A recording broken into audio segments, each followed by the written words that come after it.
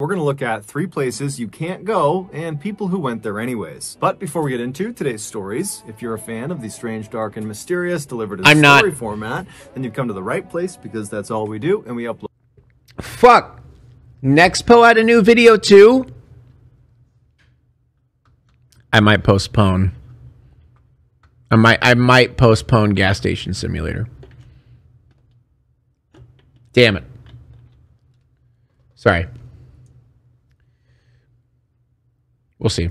Upload once or twice every week. So if that's of interest to you, please offer to use the like button's eyeliner, but use a wide tip black Sharpie. Also, please subscribe to our channel and turn on all notifications so you don't miss any of our weekly uploads. All right, let's get into today's story. Only turn on half the notifications.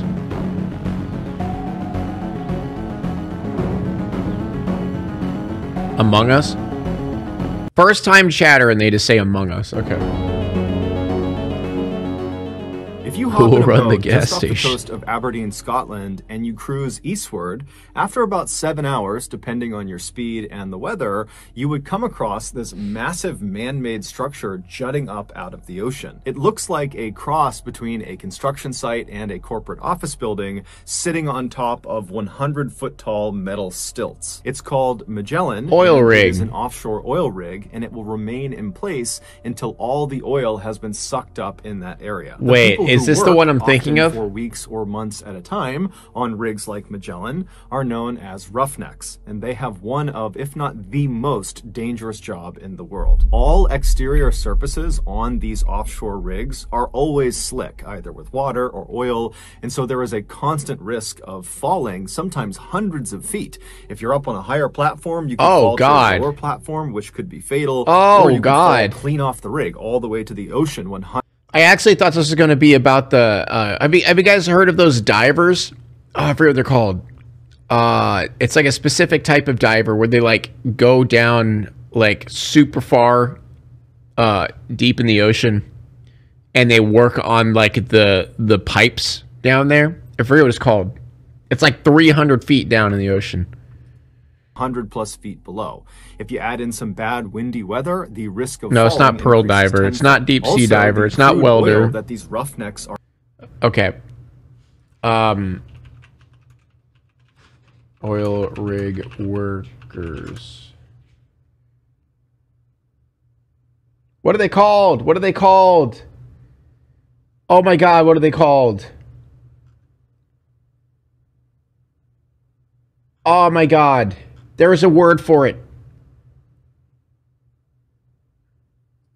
No, it's like it's a special word. I can't think of it. Drilling for is highly combustible, and so fires are a huge concern as well. And if that wasn't risky enough, there's also it's not bell divers known as a blowout, where basically the oil well that the drill is actually drilling into will just explode. Now, all rigs have some sort of mitigating equipment to try to save themselves in case this occurs, but in reality, if it happens, saturation divers. There you go. You got it.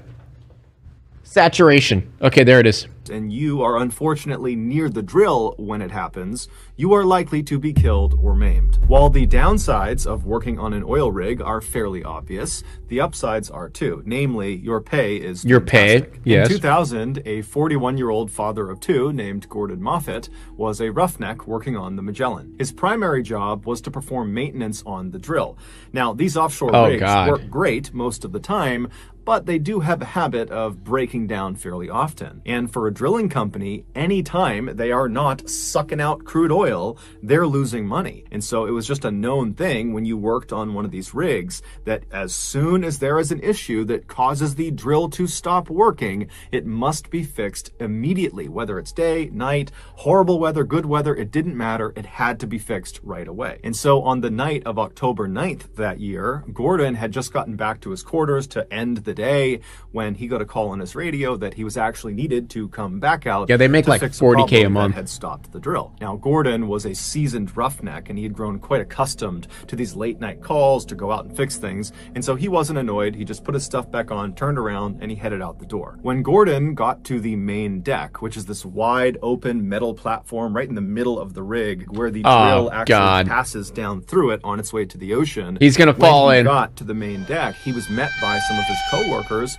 who told him where he would need to go. The cabling that needed fixing was located right below the main deck. However, it was not accessible from the main deck. In order for Gordon to get to it, he would need to go down to the next lowest platform from the main deck. Basically, he would need to hop in an elevator and go down one floor. And from this lower deck, the crew on the main deck would lower down a harness attached to a long wire. They would feed it down through this hole in the main deck platform called a mouse hole. It was about 10 inches across, and they would feed it down, and he would grab the harness, he would put it on, and then he would signal up to the main deck crew, who could literally see him through miscommunication. That's probably what happened. They would turn around and they would signal somebody called the hoist operator, and they were located above the main deck, slightly back. They couldn't actually see Gordon, so they're relying on communications with the people on the main deck. Oh God, that sounds like that literally just sounds like a recipe for like consistent disaster.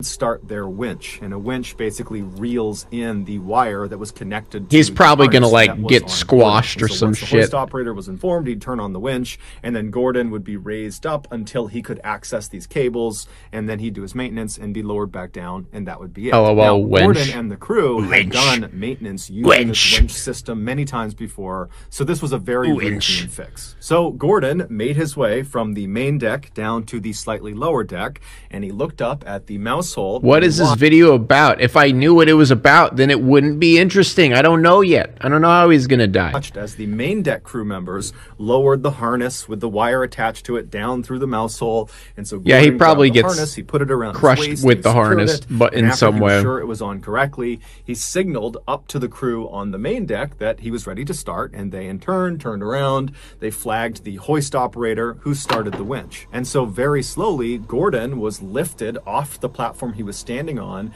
and he was brought up after several minutes all the way up about 10 feet to access these cables. And as soon as he was parallel with them, he waved to the main deck crew, who were not far from him at this point, and he said, "I'm good." And so they turned around, they told the hoist operator, who stopped the winch. And so Gordon got his tools out and he began working on these cables. And dude, like, okay, first off, I have a fear of the ocean. Second off, I have a fear of heights. So like this right here is absolute like horror. Yeah, this is a nopers. This is hell nah. You know what I mean? Like holy fuck. No. Horror movies ain't got shit on stuff like this. So $1 million is a big no from you. Oh, hell no. Hell no. $1 million, dude, that's something, that's nothing, dude. Come on. Nice shoot. Mickey Dude, thank you so much for the resub. Which one is worse, drifting into space or sinking into the deep abyss? Drifting into space. I'm going to be honest, drifting into space. I would prefer that than going into the ocean. Like falling into like a deep abyss. Fuck that. There's something, I don't know. There's something about it. You know, at least in space. Like, I mean, you're not going to be lasting much in space. But maybe, you know, maybe I do. Maybe I'm like in a spacesuit. At least in space, you could kind of like see everything. You know what I mean? You can see where you're going. You can see the planets. It's scary as fuck, but I mean, I don't know. I don't know. And the whole time he's trying to stay in one place because the wind is whipping through and he's kind of dangling and swinging around. And then eventually he finishes the repair. The cables are good. And so he signals the crew on the main deck through the mouse hole. Oh no! They're going to bring him up and set it down. That's what it is. I'm guessing. They're going to accidentally bring him up and set it down. That he was good to go. You can lower me back down now. And so the main deck crew, they turn, they wave to the hoist operator to go ahead and lower Gordon. And the hoist Please don't dial it. I don't want that. And he starts the winch. However, the hoist operator accidentally forgot. I knew it. I fucking knew it. To switch the direction. I knew it! Oh, I knew it! of the winch. And so when he started it again, instead of the winch spooling the wire out and lowering Gordon, it continued to reel the wire in, pulling Gordon upward. Now, the winch did not move very quickly, and so it wasn't like Gordon is rocketing up towards the mouse hole. However, this problem was immediately recognized by Gordon and the main deck crew, and so they're frustrated. They're yelling up at the hoist operator saying, "Stop, stop, stop, reverse the winch." They're all waving and flagging this guy down. But the hoist operator, after he had hit start on the winch, had just kind of turned around, because this is a routine. Oh no. And it's slow too. And it's moving slow too. Oh no. They've done a million times before, and so he's not looking at the crew on the main deck, so he has no idea what's going on. And it was so windy and loud that night on board the rig that he couldn't hear their cries, and so the winch just forgore. Reel in the wire, slowly raising Gordon closer and closer to the mouse hole. Now, Gordon could not get out of his harness unless he was on the platform below, so there was no way to escape the situation he was in. And so Gordon, after a few seconds of this not stopping and him continuing upward, he starts screaming. He's not annoyed anymore, he's terrified, and so is the crew on the main deck. They are now frantically screaming at the hoist operator to stop the winch, but nothing has worked. Yeah, you'd think there'd be some sort of fail-safe. We're like, that's so stupid. Why is that controlled by a dude way up there who can't see it? It makes no sense. Why? That's so stupid. And so one of the main deck crew members, sensing that they need to do something different to get this guy's attention, he runs away from where the mouse hole is to this nearby phone, and this phone is connected up to the hoist operator station, and he picks it up and it starts dialing. Up in the hoist operator station, he's still not paying attention when the phone rings. He grabs the phone, puts it to his ear, and immediately he's hit with screams to stop the winch. And so the hoist operator, totally confused, whips around and hits stop on the winch. But it was too late. Just a few moments earlier, Gordon had finally been pulled all the way up right to the entrance of the underside of this mouse hole. And as he reached this hole, he tried to position himself in a vertical position so that maybe he could slip his upper body into the hole and he could just kind of slide through the hole. He'd still be hurt by it, but it would limit the damage. However, because of his harness being on his waist right in front of him, he couldn't get himself into a vertical position. He could only lay back in a horizontal one. And so when he reached the underside of the main deck and was looking right at this mouse hole, he just put his arms and his legs out and tried to push himself back as if he could fight the winch and keep himself from going into this hole. But there was nothing he could do. Oh God, it's hard to listen to, dude. That is hard to listen to. Oh, that's hard to listen to. Oh my God. And so his pelvis first was pulled into the 10-inch hole. And as his body begins to literally break in half, he's screaming out in pain. And then by the time the hoist operator had hit stop, Gordon was already deceased, and only a section of his torso actually made it up through the hole. Gordon's company was found guilty of being blatantly delinquent on many safety protocols. And so they were fined 60,000 pounds, and then they paid an That's it? That's it? That's it? Okay. Oh, wow. undisclosed amount to Gordon's family. Before we get into our next story, I want to talk about today's. Dude, I literally need, that was smart to put a sponsor there. That like, I need a break, man. I need to go take a walk. Holy shit.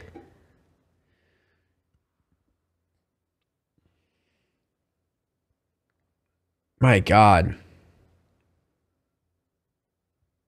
Hopefully 60,000 pounds converts to something way higher in US dollars, because that seems so, yeah, it's only 80,000, I'm pretty sure.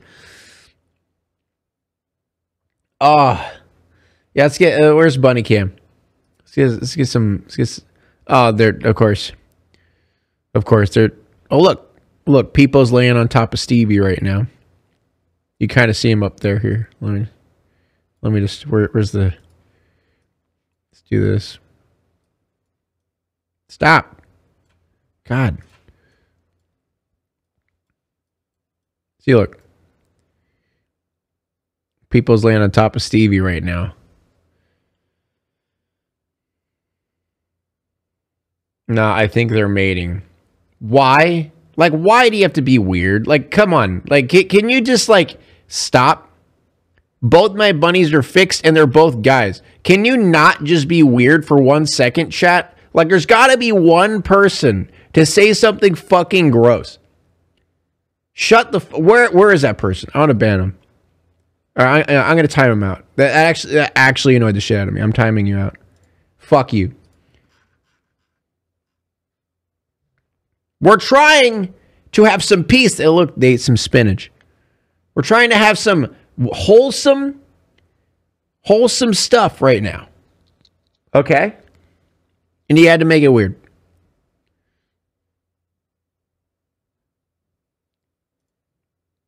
Okay.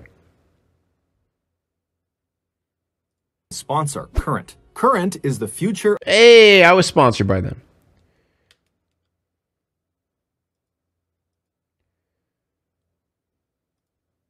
There's always that one guy, I know. $500 from this promotion. Okay, back to the stories.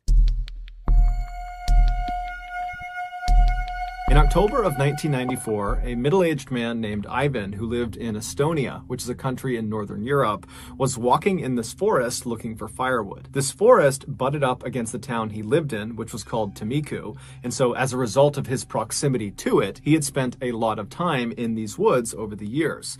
But in general, his exposure to this forest was just on the fringes. He would only look for firewood along the perimeter of the woods. But for it's always the woods, man.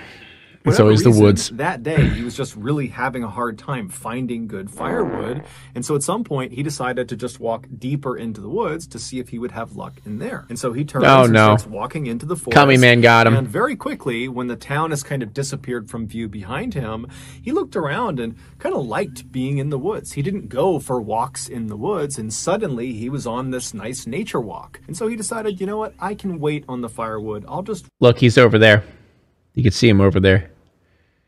See him. Walk in the forest for a little while longer and enjoy myself and kind of meditate. So he just continued walking deeper and deeper into the woods. And after walking for nearly an hour, just kind of mindlessly walking about, he sees an hour? There is very clearly a clearing. And then before the clearing is what looks like a chain link fence. Now, he's never been this deep into the woods before, so he has no idea what this is, but he's obviously curious. And so he decides he'll go see what it is. And so he continues walking closer and closer to what obviously is a chain link fence. Thank you, Nala, for the prime. And as he's getting closer to it, the trees around him are beginning to thin out. And Winter Soul, thank you so much for the resub. I don't know why the prime didn't go through. But yeah, Nala Storm, thank you. There it is.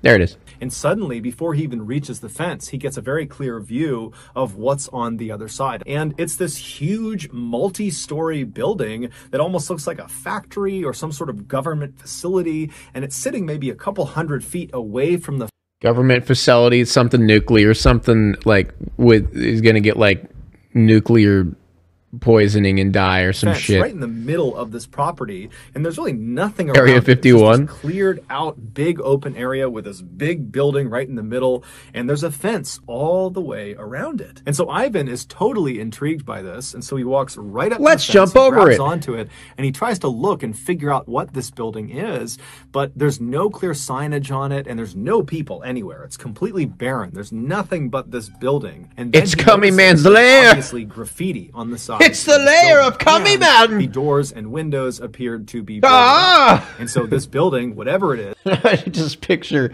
Cummy Man as a fucking, like mustache twirling villain. Ha ha! It is me! You found my lair! You found the Cummy Man's lair! Ha ha! Starts whacking it. But unfortunately, I can't do that on Twitch because Gasm-style emotes aren't allowed, so...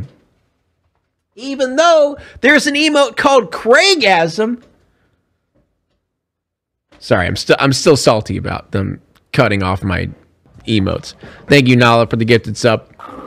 Nice. office is clearly abandoned. And the first thought that goes through Ivan's head is scrap metal. Times were tough for Ivan and his family, and so he and his two brothers, they all lived together. They would go out and they would steal scrap metal and sell it for a little bit of extra cash to make ends meet and provide for their big family. And so he's looking at this big building thinking, you know, if I can get in there, I guarantee you there is some metal that I can Coming Man is SCP-69, so Ivan yes. stayed at this fence just kind of staring at this building for a little while longer. Coming and continued to look around to make sure there weren't any people that he hadn't seen before.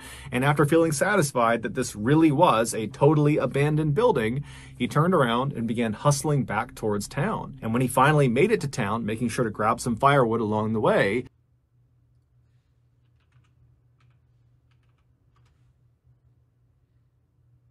damn it.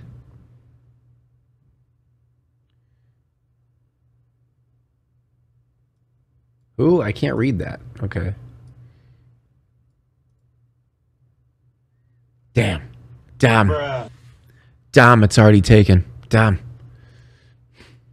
he rounded up his two brothers and he told them about this find. Is Porn pretty sure? Is it really? Excitedly agreed that that night they would go right back out there and they would go inside the building and see what they could find. And so around 9 p.m. that night, the brothers met up and they had flashlights and a set of bolt cutters, and they headed into the nearby forest and they marched their way all the way up to this fence that Ivan had found earlier in the day. And they lifted their flashlights up and they scanned through the fence all over the property. And when they didn't see anyone, they put their flashlights down and one by one they climbed up and over this fence. And then once they were all on the other side, they began. Is Mark Zuck an SCP? Probably. In the middle of the property. And when they got up to this building, they confirmed it definitely looked like it was abandoned, except all of the doors and windows were sealed in such a way that even with bolt cutters, there was just no way to pry them open. They were not going to get inside this building. So after a little while of still trying to kind of smash their way into this building, the brothers all linked up and they decided, you know what, we're not getting in, and the longer we stay here,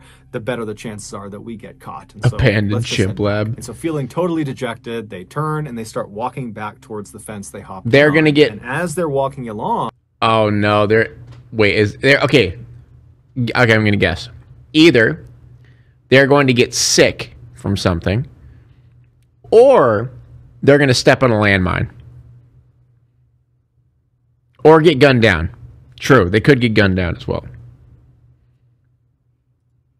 They're kind of shining their lights left and right and looking around, and off to the far right side of the property there is this small shack that they had not noticed on their way in. And so the brothers look at each other and they're like, hey, you know, we're already on this side of the fence, we might as well go check it out and see what's inside of it. Maybe there's scrap metal in there. And so the brothers turn and start making their way over to this shed, and when they get there they discover it's only secured with a simple padlock on a wooden door. And so they get their bolt cutters, they pop off the lock, they open up the door, and there's initially nothing inside. At least that's what they think. But they move something on the ground and it reveals this stairwell that leads into this underground bunker. Yeah, dude, fuck that. Come on. Like, this is literally the setup of a horror movie. No. Now this is Coming Man's Lair. And now it's the middle of the night on this abandoned property they've snuck into. The building was a distraction. But they shine their lights down the steps and they didn't see any immediate hazards. And they're thinking, you know what, this is an adventure. Let's go down and see what's down there. And so they all went down the steps. And when they got down to the bottom, they turned the corner and they shined their light to see what's down here. And what was down there was this huge cellar that was full of scrap metal. There was metal all over the ground, and then there were also these shelves that went... Dude, that's gotta be... It's gotta be like some sort of radioactive metal. The elephant's foot. As far back as their lights could shine, and on the lower shelves there were these weird square metal boxes that almost looked like briefcases, and then above those on the top shelf were 55-gallon aluminum drums. And in the brothers' experience, these drums were very, very valuable. Except they needed to make sure they weren't full of some liquid, because if they're full, they weigh like 500 pounds, and there's no way they'd be able to get them out, and then trying to open them up and spill whatever's inside of them is hazardous for a lot of reasons. And so they walked over to the first 55-gallon drum they saw, and they pushed it to see if it was empty. and the drum immediately rocked back and forth, echoing inside, indicating that it was empty. This was a huge, huge win. And so the brothers are totally amazed. But it probably did have hazardous chemicals in there. Grab this first drum, they pull it off the shelf, and they wheel it over to the base of That's where Coming Man stores all of his cum. the steps, and then they go back to get another drum off the shelf, and they reach up, they grab another empty drum, and as they're pulling it off, it dislodges another 55-gallon drum that was nearby that was full of some liquid, so it weighed 500 pounds, and it comes crashing off the shelf, and it lands on Ivan's leg, pinning him to the ground. And immediately, the two other brothers pulled the drum off of Ivan, but it was obvious there had been significant damage done to his leg. Ivan couldn't even stand up anymore. Okay, that's not what I was expecting. Thinking, man, this is an amazing haul, but if Ivan can't even walk, I mean, it's going to be a nightmare trying to haul this metal back while also supporting Ivan. And so they decided they would leave now, and they would wait for Ivan to heal up, and then they would come back and they the stuff is on his leg. Yeah, he's going to bring it back to his village and probably kill a lot of people there. That's probably what's going to happen. You know what I don't get? If this site was meant to not be broken into and meant to carry like hazardous materials or like bad things, why not put signs on it? You know, why not put signs that say, hey, radioactive, you know, hazardous materials or something? Amazing haul. And so the brothers, they reached down and they picked up whatever pieces of metal they could to just kind of stuff in their pockets. And then the two brothers supported Ivan and carried him up the stairs, and then they very slowly walked their way over to the fence. This is going to be bad. Somehow the three of them got up and over the fence, and then very slowly they made their way all the way through the forest back to Tamiku. And when they got there, the two brothers helped Ivan get into his house, and they put him in his bed, and then Ivan went to sleep. The next morning when Ivan got up, he was this might have been like way in the past. In fact, his leg felt exponentially worse. And then over the course of the next 72 hours, Ivan still believed if he just gutted it out and he waited, his leg would get better. But it just got worse and worse and worse. And so 4 days after this leg injury, Ivan was in so much pain, he couldn't do anything. And so he finally decided he had to go to the hospital. And so when he gets to the hospital, the doctor asks Ivan, you know, what happened to your leg? And Ivan would tell him that, oh, I was in the woods and a tree fell on my leg, because he didn't want to admit to trying to steal scrap metal. And so the doctors, they accepted this. It seemed totally reasonable based on what his injury looked like. And so they admitted him to the hospital. They put him in his hospital room. Oh, no. Right away, the doctors and nurses began administering all the treatments and things they would do for a crush injury. Oh, no. But it seemed like nothing was working. Over the course of the next several days, Ivan complained endlessly of the pain in his leg getting worse and worse and worse, and the swelling was going up, and overall, Ivan's health just continued to deteriorate over his stay in the hospital. And then a week after being admitted to the hospital, so roughly 10 or 11 days after he was hurt, the doctors walked into his room and he was dead. His kidneys had just abruptly failed, and the doctors and nurses had absolutely no idea why. And so they radioactive cum. Don't know what happened to him. And so the family just had to collect Ivan's body, and then they had a funeral for him. But they're all thinking to themselves, how could this have happened? He hurt. And now it's going to affect more people, and potentially the doctor his too. Leg, and then his kidneys failed. It didn't make any sense. But before they could get any clarity, Coming Man's cum is toxic. Another tragedy. The beloved family dog just kind of abruptly died. It was young. It was healthy. I have not written the full SCP article yet, but dog died. What?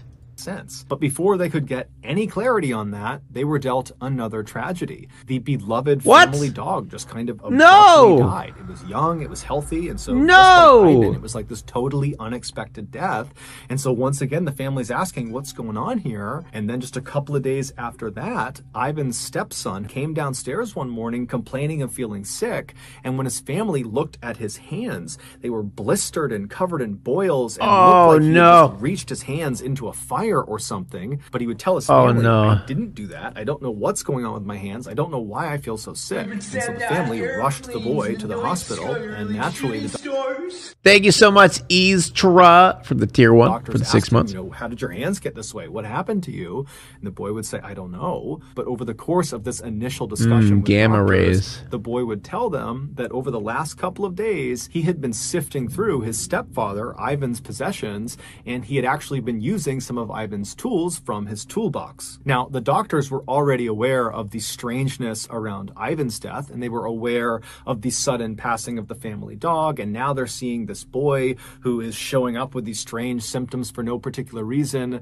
And so the doctors knew something was off. And so on a hunch, they contacted the authorities and they told them what they thought. And then later that day, the authorities showed up at Ivan's family's house. And when they got out of the car, they were covered head to toe in white hazardous materials suits. And they told the family to evacuate the house for their safety. And then these people in suits got out these special wands and tools, and they marched into the family home, and immediately all their equipment led them to this one particular closet near the kitchen. And when they opened it up, in the closet was Ivan's toolbox, the same one the boy had been handling over the past couple of days. And when they opened that up, they found there were lots of normal tools you would expect inside of a toolbox. Wizards? And they discovered one strange piece of scrap metal. It was the only piece of scrap metal that Ivan had grabbed off the floor of that cellar and tucked in his pocket. Oh no. Like that, like, bruh. That's like pure uranium. He and his brothers had left. And then after Ivan had passed away, his stepson had been going through his things and he had discovered this piece of scrap metal. And for whatever reason, he had transferred it from the jacket to Ivan's toolbox. What Ivan and his family didn't know was that that piece of metal was extremely dangerous because it came not from some abandoned building on some It was a nuclear facility. Forest. It came from an abandoned nuclear waste storage facility. That is what Ivan and his brothers had snuck onto. Or yeah, it could be plutonium. Ivan and his brothers had hopped over that side I don't know the difference. They didn't They're see all toxic. any of the warning signs that are posted on the front of the front. Oh, so they're idiots. Okay. Gates telling people to stay back. Inside that cellar that the brothers were in, those small metal briefcase looking things on the lower shelves were shields for radiation. Inside of each of them was radioactive metal. And when that full 55-gallon drum came crashing off the shelf and smashed into Ivan's leg, his leg was not the only thing it smashed into. It smashed into one of those metal briefcases and broke it open, sending the radioactive metal inside of it flying out, and it landed right next to Ivan on the ground. And so when the brothers scrambled to pick up whatever loose scrap metal there was... Dude, I'll be honest. I think radioactivity would probably be the worst way to die. Just from all the horror stories I hear about it, I feel like that potential, that's pretty much the equivalent of like burning to death, but slower. You know what I mean? On the ground, like, oh my God. Ivan unfortunately grabbed one piece, and it was the radioactive one. By the time Ivan finally got back to his house, he was actually already dead. He just didn't know it yet. That piece of metal had been inside of his jacket pocket, and it had been pressed against his body long enough that he had been dealt a fatal dose of radiation. There was nothing anybody could have done, even if they knew what had happened to him. As for the dog, it used to sleep on Ivan's jacket, and it did so when this piece of scrap metal was... God damn it, not the dog! Dude, that's so sad. Oh, that's so sad. Talk about horrendous luck. To be fair, like, they should have saw the hazardous stuff, but whatever. Inside of it, and so it too died of radiation poisoning. As for Ivan's stepson, the reason his hands had been so badly burned and why he'd become so sick, that was just from his brief exchange of touching the piece of scrap metal and then putting it in Ivan's toolbox. That alone had done that much damage to him. When the doctors considered the strangeness of Ivan's death, the dog's death, and now this boy's symptoms, they did suspect radiation poisoning, and so that was how the authorities were able to get to their house and very quickly locate that toolbox toolbox. Amazingly, Ivan's stepson and the rest of Ivan's family, including his 2 brothers, would make full recoveries. However, several months after this event, and after authorities had come in and said their house was clear of radiation, the grandmother would suddenly die, totally unexpectedly. She was healthy, nothing was wrong with her. And so even though it was not officially cited as having been caused by radiation, many people believe it's from the exposure she had to this piece of scrap metal. Not grams. Not grams. Oh, god damn. That's sad, dude. In 2017, 71-year-old Bernard Gore was a retiree living in Tasmania, which is an island state of Australia. Tasmania doesn't exist. Does it? In January of that year, he and his wife of 50 years, Angela, decided to go visit their daughter who lived in Sydney, Australia. Now, they made this trip with some regularity, and they developed a sort of routine for every time they visited. They would land in Sydney, and then the first day they would spend it entirely with their daughter at her house. And then the next day, Angela would get up early. Yeah, Australia isn't really either. Do some shopping on her own. And then sometime in the afternoon, Bernard would just like the moon landing and the Queen of England. True. The Queen of England isn't real. I know that for a fact. He would meet up with her for lunch at a very popular spot. It was called the Westfield Center Mall, and they had an amazing food court. So on January 5th of that year, Bernard and Angela, they land in Sydney, and like they always did, they commit went ego to their death. daughter's house, and they spent the day with her. And then early the next morning, everything's Angela got simulation. Up and she headed out to do her shopping. And before she left, she confirmed with her husband that they would meet up for lunch at Westfield Center Mall. Now, as it happened that day, Angela actually chose to do her shopping at Westfield Center Mall. And so she was there around lunchtime when she was supposed to meet Bernard. And so when she looked at her watch and she realized it was time to meet him, she just simply stepped out of the shop she was in and headed over to the food court. And when she got there, she found their meeting spot. It was in front of one of their favorite restaurants.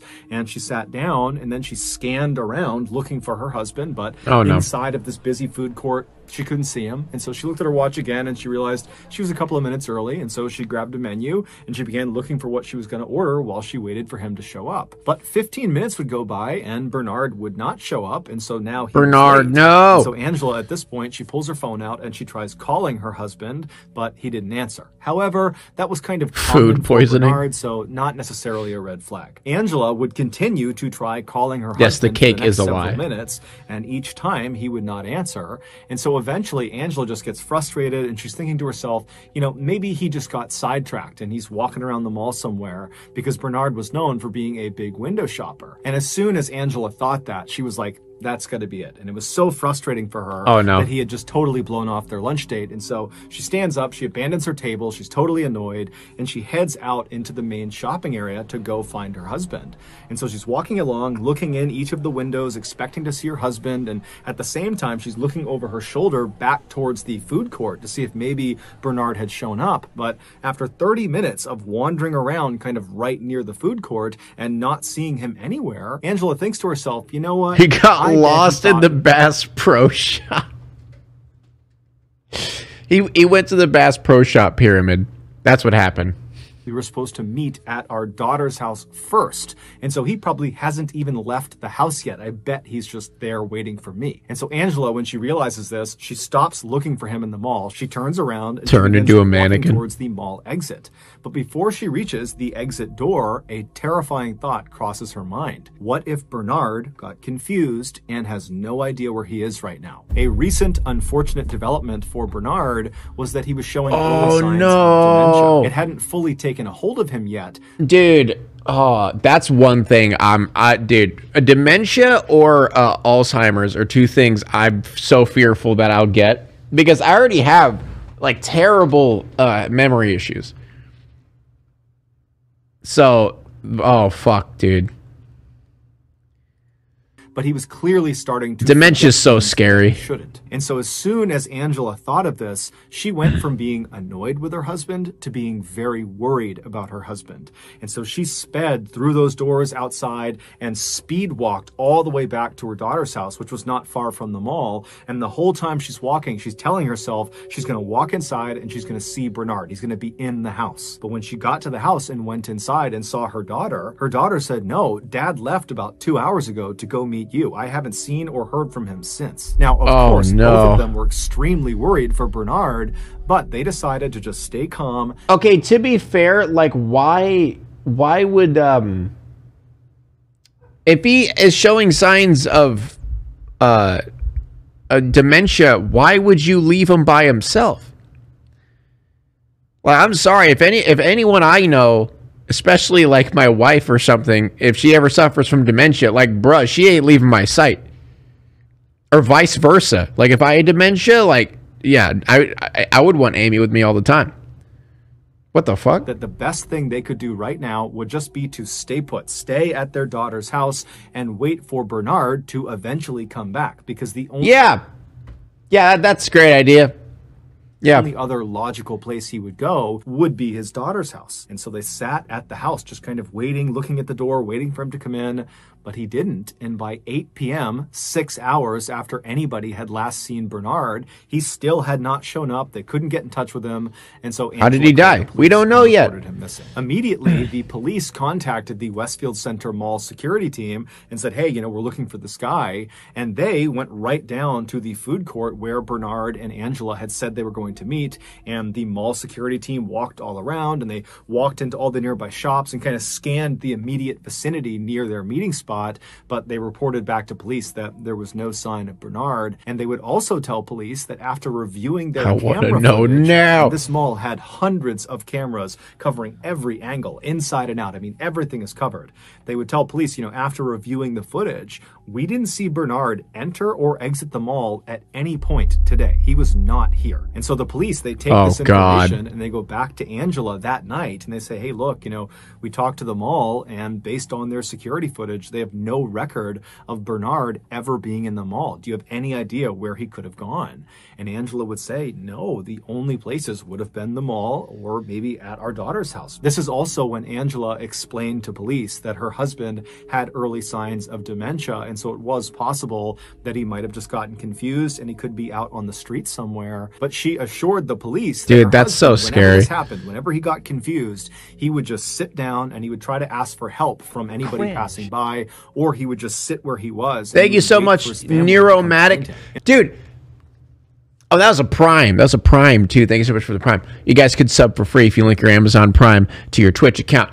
But, he's already had episodes. What? He's literally already had episodes of dementia, and you're just like, yeah. Just let him go by himself. Let him figure out his way through a mall, of all things, which he didn't even make it to. When he's suffering from dementia. What the fuck? What if she killed him?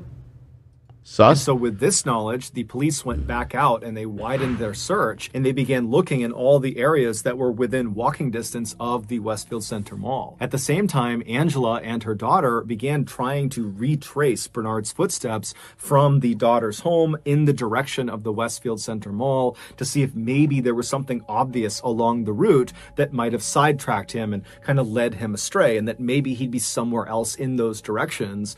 But as they were walking around, there really was nothing that stood out to them. And then eventually it just got too dark out and they had to just turn it in and go back to their house and hope that the next morning when they got up, the police would have found Bernard. He took a side quest. But the next morning when they got up, the police had not found Bernard. There was no sign of him. There was no clues, nothing.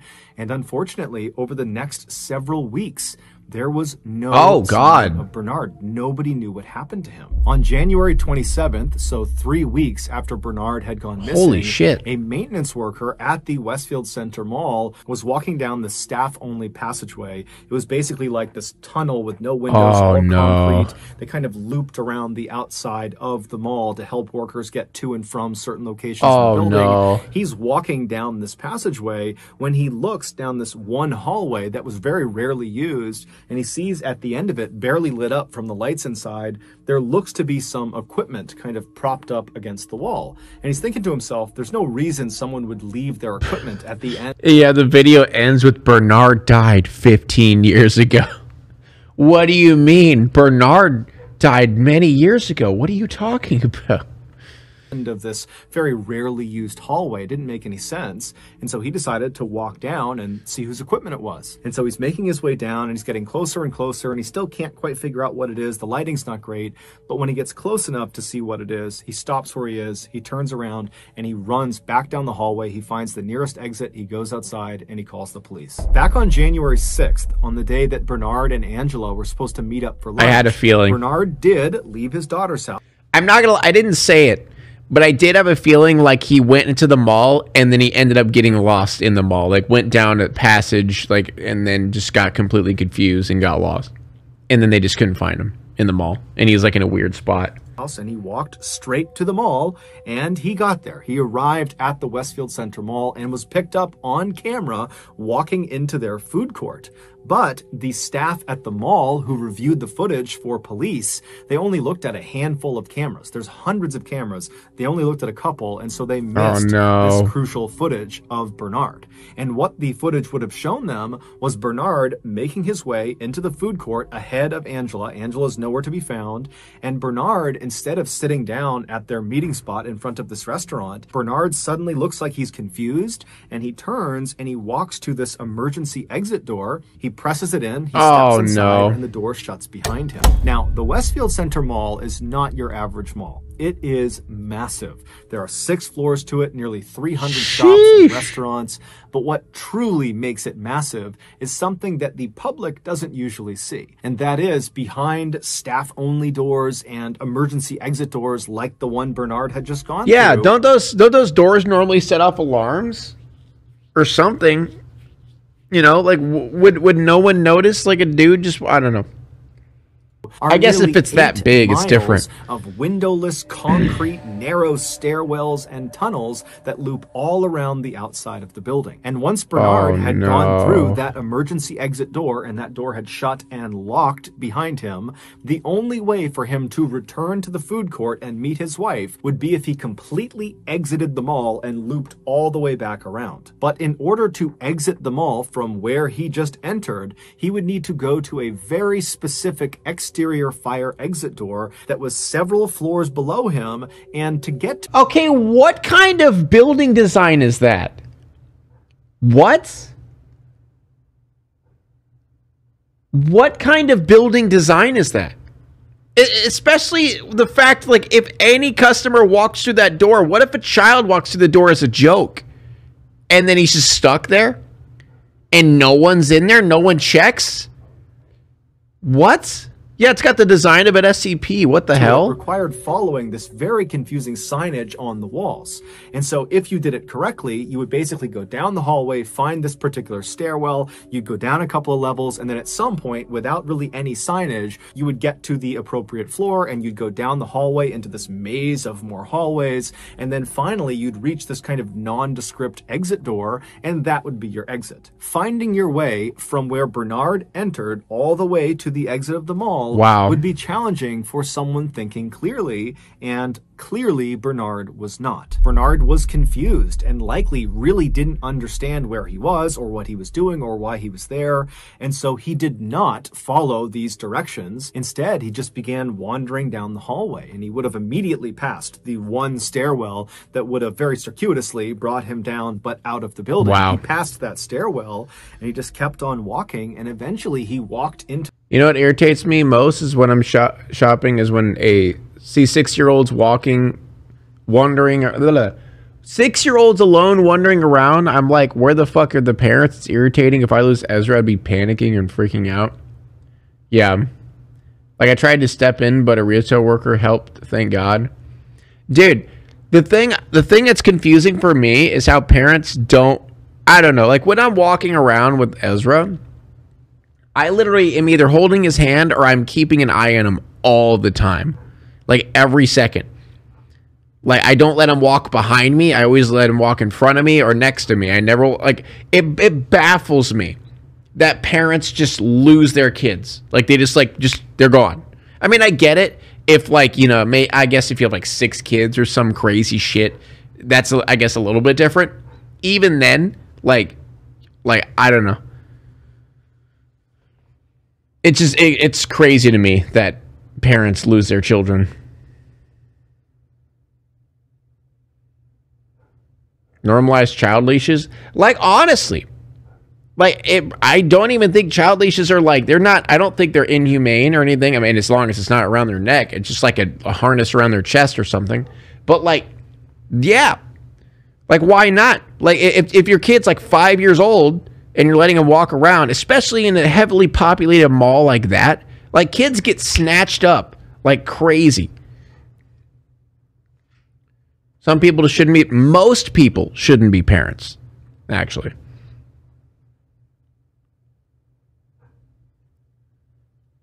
I've seen parents use leashes and handcuffs for a chair. What? What?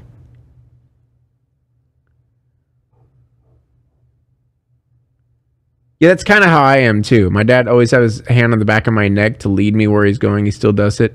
If I'm out or something, yeah. Yeah, I'm still confused about what the fuck that was, the handcuff thing was about.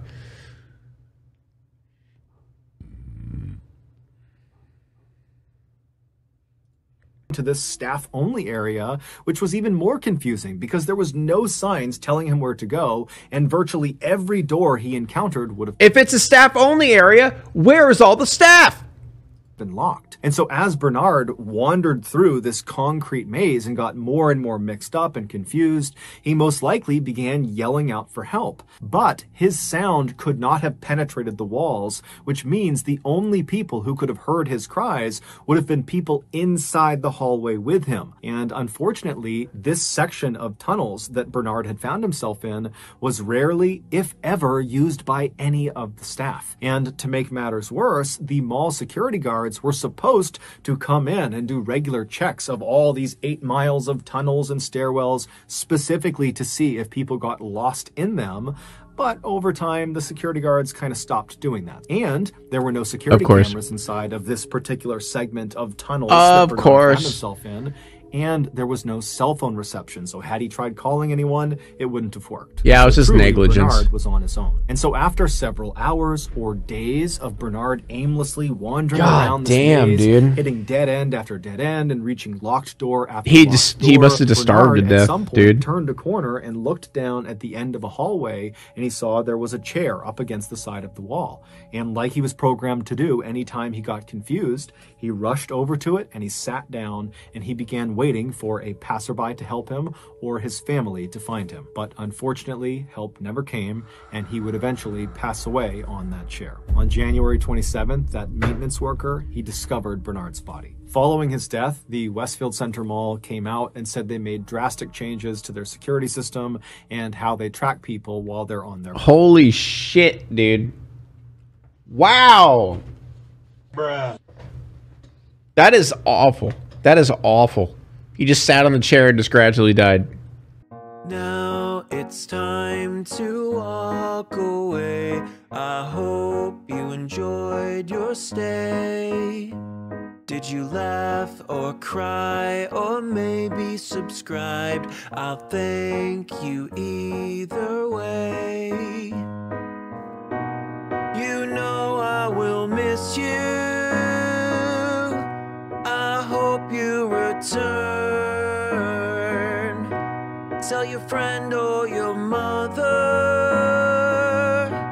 to get me more views, please.